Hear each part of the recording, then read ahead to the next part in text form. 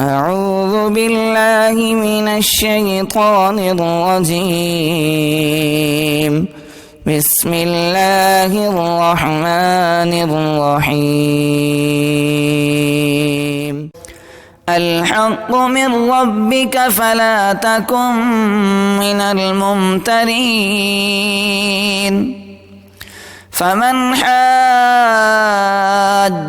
فيه من بعد ما جاءك من العلم فقل تعالوا ندع أبناءنا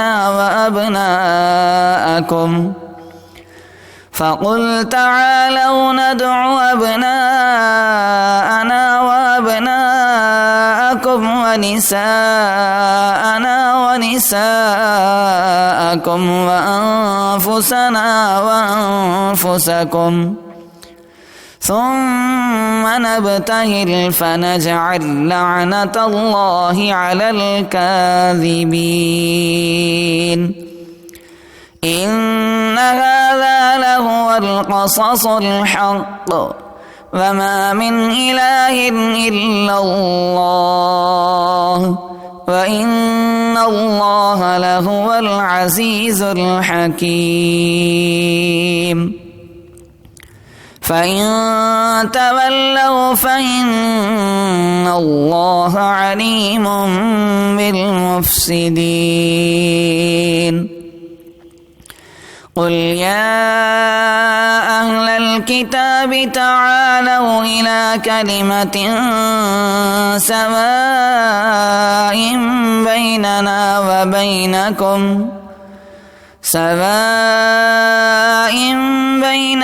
وبينكم ألا نعبد إلا الله ولا نشرك به شيئا ولا يتخذ بعضنا بعضا أربابا من دون الله. فإن تولوا فقولوا اشهدوا بأننا مسلمون. يا أهل الكتاب لم تحاجون في إبراهيم وما أنزلت التوراة والإنجيل إلا من بعده أفلا تعقلون. ها أنتم هؤلاء حاججتم فيما لكم به علم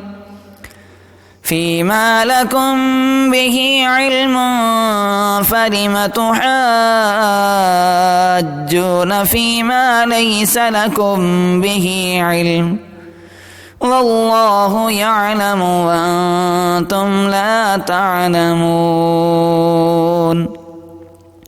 ما كان إبراهيم يهوديا ولا نصرانيا ولكن كان حنيفا مسلما وما كان من المشركين.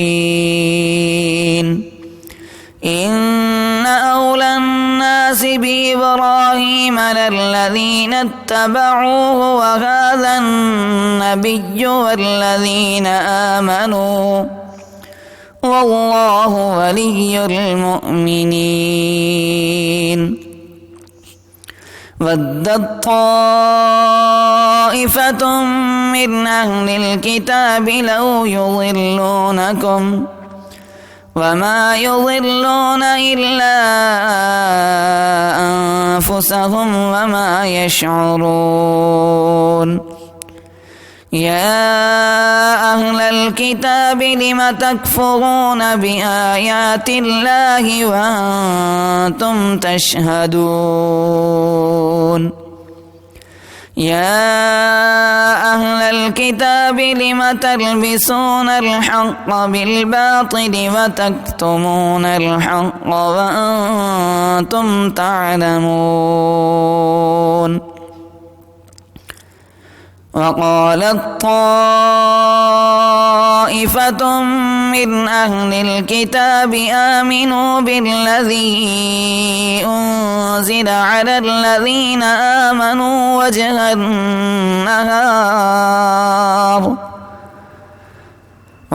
النهار واكفروا آخره لعلهم يرجعون। ये वीडियो आपकी खिदमत में लर्न कुरान वेब की जानिब से पेश की जा रही है। अगर आप भी घर बैठे कुरान मजीद की तालीम हासिल करना चाहते हैं तो हमसे राब्ता करें।